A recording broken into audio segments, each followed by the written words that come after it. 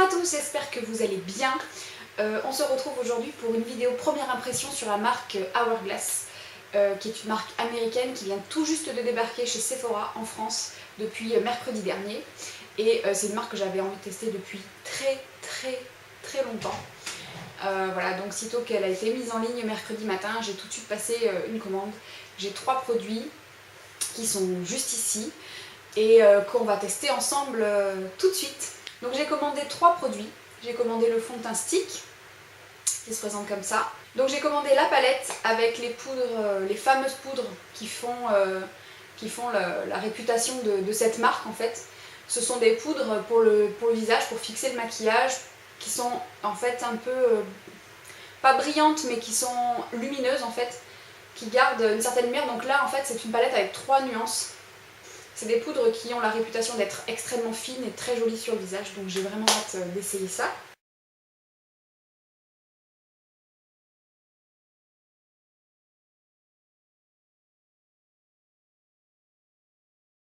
Et ensuite j'ai pris un blush, donc c'est le Incandescent Electra, la teinte. C'est pareil dans la même gamme, Ambient Lightning Blush. Et la couleur est comme ceci, donc c'est un corail en fait. Sans surprise, ma couleur favorite. Donc quitte à en choisir un, j'ai choisi une couleur que voilà, je pensais qui pourrait bien me convenir.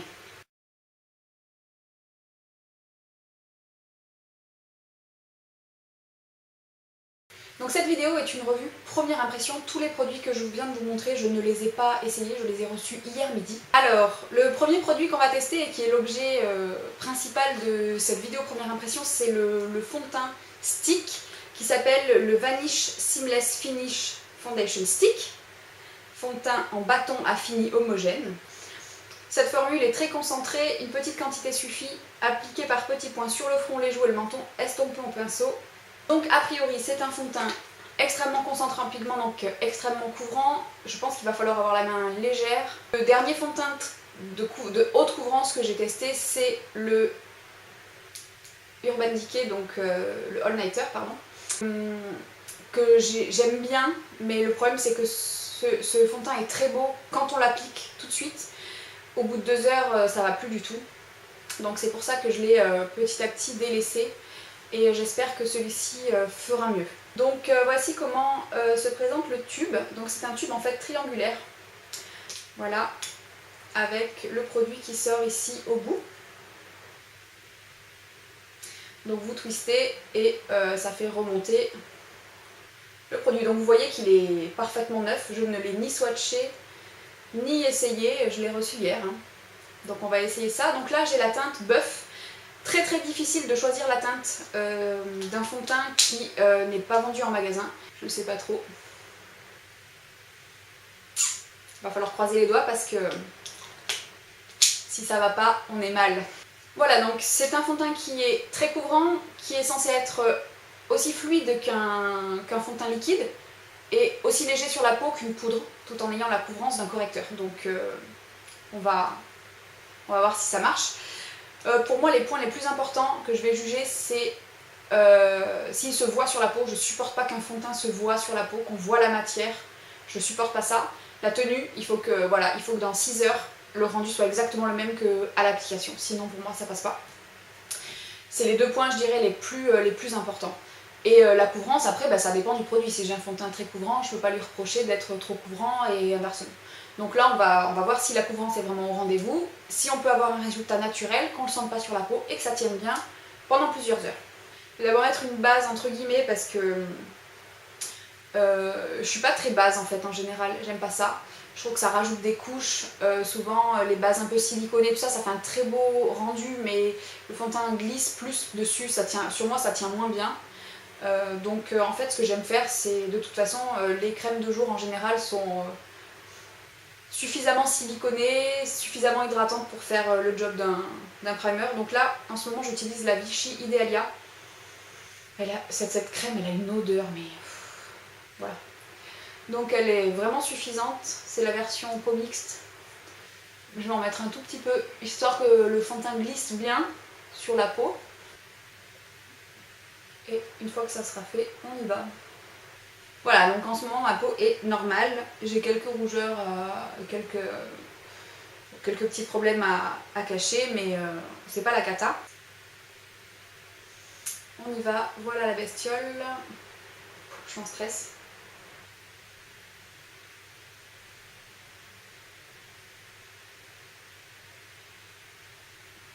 Alors effectivement c'est assez crémeux et c'est parti.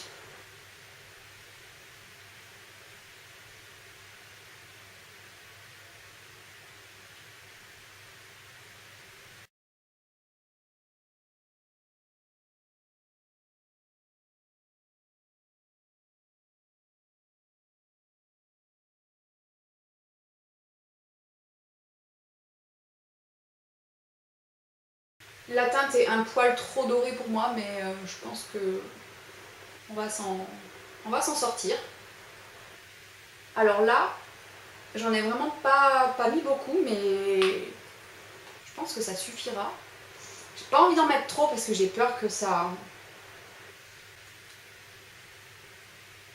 J'ai peur que ça fasse un peu moins naturel. Juste en descendre un poil dans mon cou pour matcher un peu.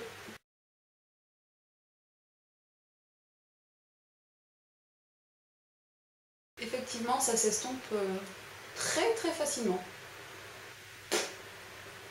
Comme un fond de teint liquide en fait. Alors là, avec la quantité que j'ai mis, c'est très naturel. C'est très naturel, on voit vraiment rien du tout.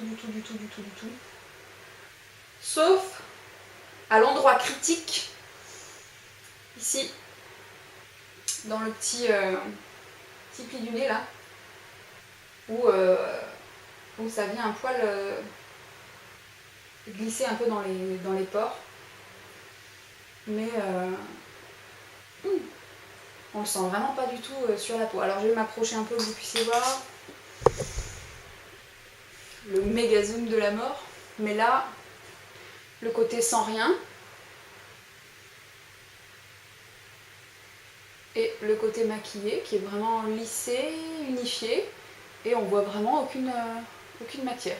On change de côté. Et cette fois-ci, on va y aller à l'éponge. Donc elle est humide, mais je l'ai vraiment bien essorée pour pas qu'elle soit trop mouillée. La même chose.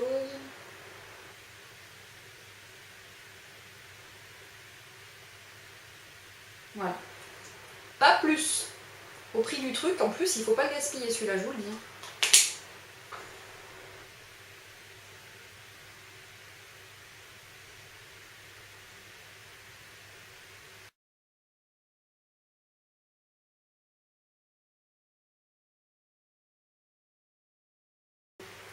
Bon, alors vous avez vu, ça s'estompe, ça se travaille très bien. Très bien.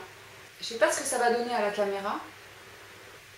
Surtout que j'ai pas une caméra de fou, hein, je sais. Hein. Vous me dites à chaque fois que le son est pourri.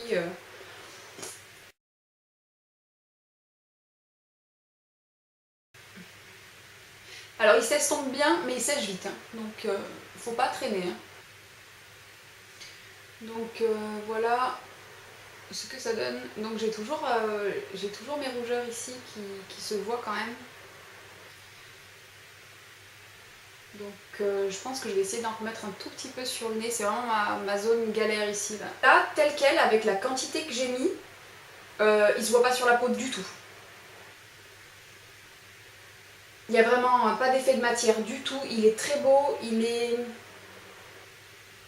semi-mat, ni trop mat, ni brillant non plus. J'avais peur qu'il ait un effet poudré, parce que j'ai entendu sur des revues qu'il avait un effet poudré. Je suis pas tout à fait d'accord. Il a un fini satiné en fait. Alors, il est facile à estomper, c'est-à-dire qu'il fond bien, mais comme c'est un stick et que vous allez mettre un trait à un endroit particulier, il y a quand même beaucoup de pigments qui sont concentrés à un endroit, donc il faut vraiment bien... C'est facile à estomper, mais vous avez vu tout à l'heure, il y a une partie où vraiment quand on regarde de près, ben, c'était pas si bien estompé que ça, là où j'avais fait le trait. Donc, en fait, au pinceau, j'ai l'impression que ça estompe mieux, mais le fini est plus joli à l'éponge parce que il n'y a pas les petits amas que j'ai ici. C'est vraiment pour chipoter parce que ça se voit vraiment pas beaucoup, faut vraiment avoir le nez dessus. Alors au niveau de la couvrance, avec la quantité que j'ai mis, c'est moyen. Le résultat est très joli, c'est bien unifié, c'est naturel, c'est très très joli. Maintenant, on va voir si j'arrive à cacher un peu mieux là, sans que ça devienne la cata.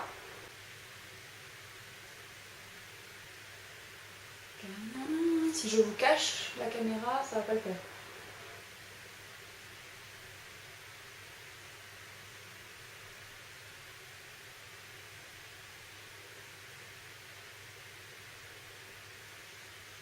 Ouais, c'est bien.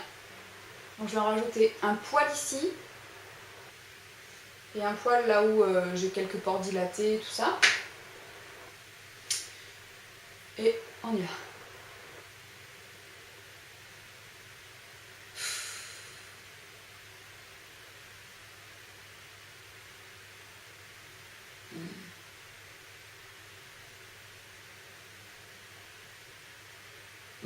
Il est beau, il est très beau.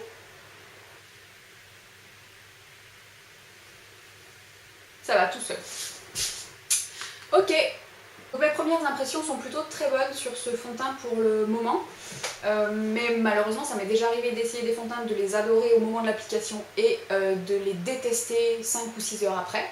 Donc c'est vraiment ça qui m'intéresse. Il y a une deuxième chose qui m'inquiète un peu, c'est que, vous voyez la quantité que j'ai mis, moi j'en ai pas mis une tonne non plus. Regardez déjà ce qui est descendu du tube. Là je suis redescendue jusqu'au fond, donc j'espère que c'est pas un fond de teint qui va descendre trop vite vu le prix, ça ferait vraiment mal. Je suis très surprise, je pensais qu'il serait plus épais que ça parce que j'ai vu plein de revues. Alors c'est vrai que les américaines elles ont tendance à en mettre des tonnes et forcément faut pas s'étonner après qu'elles aient un teint hyper plâtré et plombé. Mais là en mettant juste ce qu'il faut, vous allez avoir une belle couvrance moyenne. Après je pense que vous pouvez aller sur une couvrance forte en mettant plus, mais clairement moi j'en ai pas besoin donc je vois pas l'intérêt. Vous pouvez voilà, avoir un fini comme ça assez fondu, il a un joli rendu très, très fondu. Semi-mat, donc vous voyez ça garde un peu de lumière, hein, c'est pas hyper mat.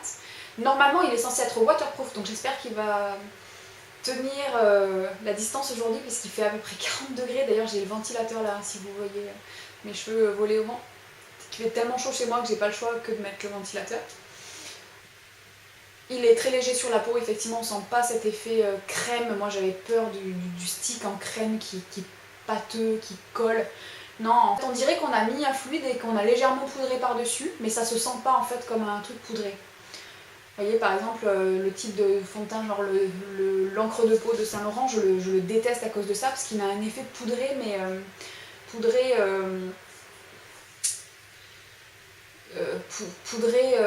fariné quoi. Là pas du tout. Voilà pour le fond de teint, on va tester les autres produits. Et puis je pense que je vous ferai un petit check-up en milieu d'après-midi et puis ce soir pour voir si ça a bougé, si c'est toujours bien.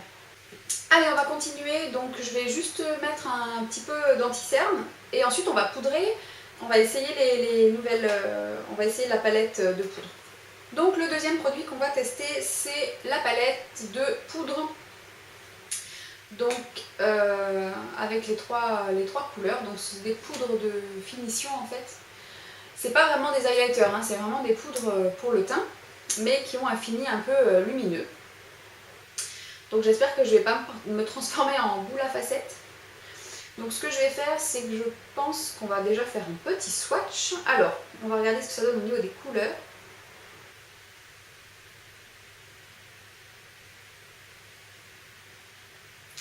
Hop, donc voilà les trois poudres.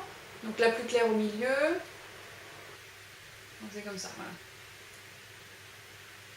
Donc voilà ce que ça donne. Et je vais essayer de mettre par là. Là. Et là. Donc clairement celle-là elle est très claire, celle-là elle est très dorée et celle du milieu elle a l'air pas trop mal celle-là. Alors celle du milieu elle est vraiment... donc celle-ci là, elle est quand même très lumineuse, hein. On dirait presque un highlighter. Oh, c'est d'une finesse. La poudre, elle est fine. Oh, c'est impressionnant. Oh là là, c'est trop beau. Ah, on va tester celle-ci, qui me semble pas trop claire. Je vais utiliser un tout petit pinceau comme ça, c'est le setting brush de Technics. Et on va essayer de poudrer dessous mon œil. J'ai pas pris la teinte la plus claire dessous parce que je trouve que ça fait déjà assez blanc là, l'anti-cerne que j'ai mis. C'est le problème ça quand on a des anti-cernes en teinte d'hiver et qu'on les met en été. Je vais utiliser celle-là comme enlumineur un petit peu. Là.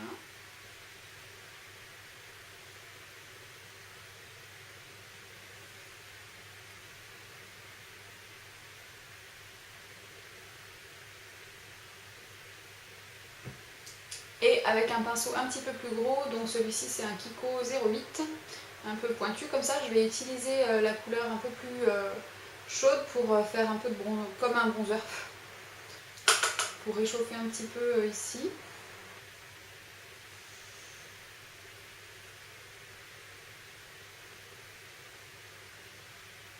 Ouais, si sur moi ça fait un bronzer, ça pour moi c'est un bronzer. Donc bah écoutez, c'est parfait. J'ai gagné un bronzer en prime.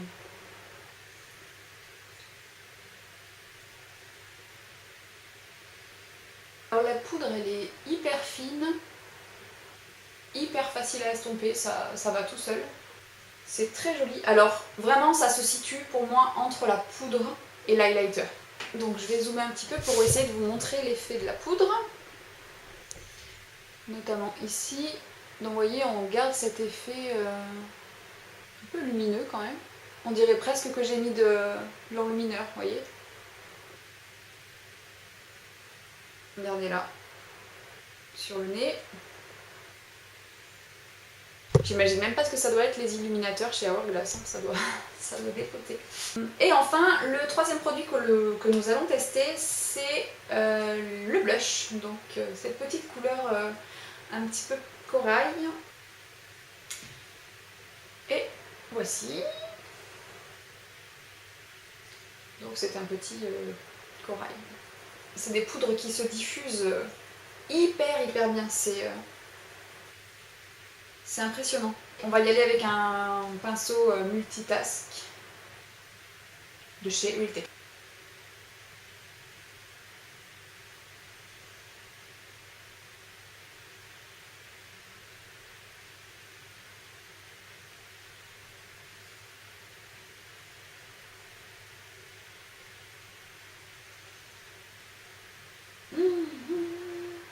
Magnifique.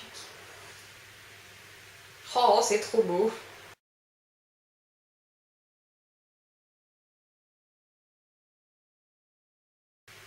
J'ai jamais utilisé un blush aussi facile à estomper de toute ma vie. Et voilà le look final avec les produits Hourglass. Donc je suis assez contente des produits. Je suis très surprise par le fond de teint que j'avais peur de trouver trop épais et trop visible sur la peau. Trop plâtre, en fait pas du tout une fois qu'il est estompé, si vous en mettez pas trop, il se voit pas du tout. Les poudres, elles sont hyper fines. Elles sont invisibles sur la peau, elles laissent de la lumière. Souvent on les compare avec la poudre radiante de chez Kiko que j'ai que j'ai creusé, que j'ai quasiment terminé, donc que je connais bien. Et je peux vous dire que ça n'a rien à voir. Enfin, c'est pas du tout pareil. Celle de chez Kiko, c'est vraiment une poudre qui se voit pas, qui ne matifie pas vraiment complètement, qui garde un peu de lumière, mais alors rien à voir avec celle de Hourglass. Rien à voir avec celles-ci, qui elles sont visiblement lumineuses sur la peau. On voit vraiment qu'il y a de la lumière. C'est pour moi entre la poudre et l'highlighter quasiment. Donc ça c'est vraiment un cran au-dessus de celles de Kiko, en sachant qu'elles sont beaucoup plus fines aussi, celles-ci. Le blush il est magnifique. Le blush est sublimissime. Aucune démarcation.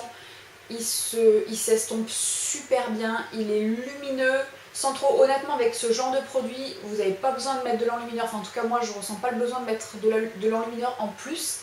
Et c'est typiquement le genre de produit que j'adore. Ça fait vraiment une belle lumière. Je suis très contente de mes achats. J'avais vraiment peur pour le fond de teint. Ça, c'était vraiment un truc. Je me suis dit, mais pourquoi tu prends un fond de teint stick hyper couvrant alors que bon, t'as pas besoin. Honnêtement, vous pouvez très bien avoir une couvrance légère à moyenne, enfin moyenne, comme une couvrance très forte. C'est à vous de moduler par rapport à ce que vous aimez, ce que vous avez envie. Si vous l'estompez bien, vous le travaillez bien, il ne se verra pas sur la peau. La seule chose que j'espère, c'est que ça va rester comme ça le reste de la journée, parce que les fonds de teint comme ça, je connais, c'est très très beau quand on les met.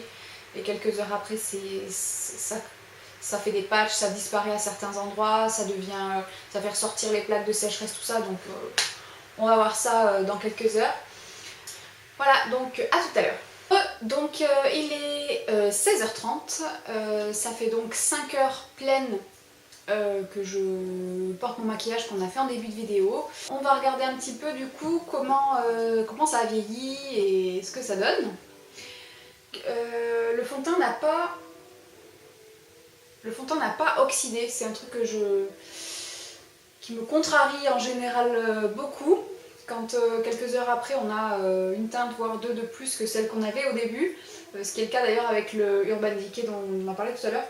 Là franchement ça va, je trouve que j'ai vraiment une jolie peau, un joli teint. Alors c'est toujours très lumineux. En plus là il fait vraiment chaud, je transpire. Mais vous voyez, j'ai pas la peau luisante plus que ça, un petit peu au niveau du menton. Je trouve que le fond de teint a bien vieilli. Il s'est pas fait la malle par endroits. J'ai beau chercher pour le moment, je vois rien qui me donnerait envie de faire une retouche ou de me démaquiller ou un truc qui ferait dégueulasse. Si ce n'est que je brille un peu du menton. Mais je pense que ça c'est plutôt la poudre et la transpiration que le reste. Vu la chaleur qu'il fait, honnêtement c'est pas mal. C'est pas mal du tout.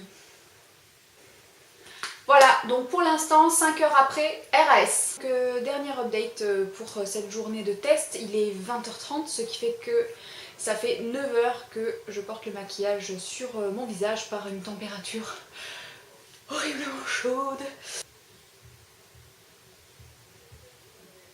Bah écoutez, franchement,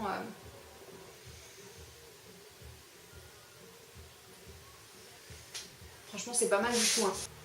Pas bouger sur les ailes du nez, pas bouger sur le menton, pas de trou, pas de patch, pas de...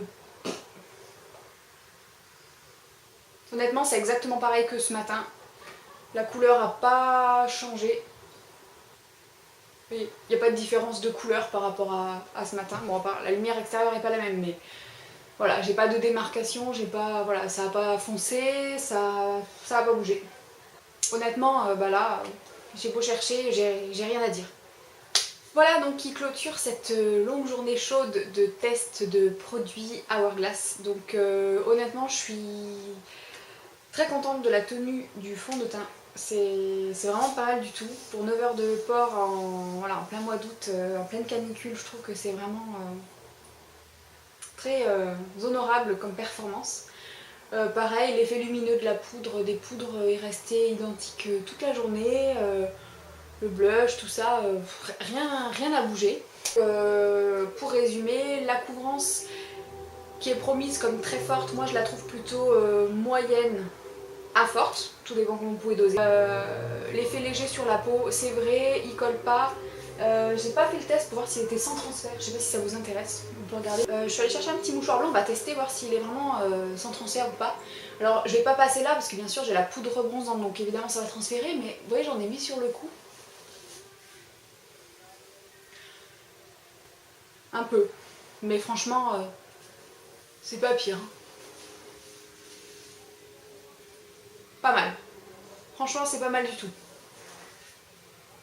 Il y a presque rien. Parce que je pense que ce produit sur les peaux vraiment avec des pores très dilatés pourrait un peu les marquer, pourrait se coincer dedans comme ça m'est arrivé un peu ici. Et j'ai pas beaucoup de plaques de sécheresse, mais je pense que c'est un produit qui peut facilement s'accrocher aux plaques. Donc malheureusement ça j'ai pas pu voir, mais je le reverrai facilement au fil de mes utilisations et je vous ferai une update sur mon blog. Voilà, j'espère que cette vidéo vous aura plu et le prochain fond de teint qu'on va tester c'est le nouveau de la collection d'automne de chez Kiko. Rien à voir, hein, on passe à un autre niveau puisque c'est un fond de teint qui coûte 19 € qui est en pot, qui est super beau, donc n'hésitez pas à vous abonner si vous voulez pas rater la prochaine vidéo test de fond de teint. Et sur ce, je vous fais des gros bisous, je vous souhaite une bonne soirée et je vous dis à très bientôt, bye!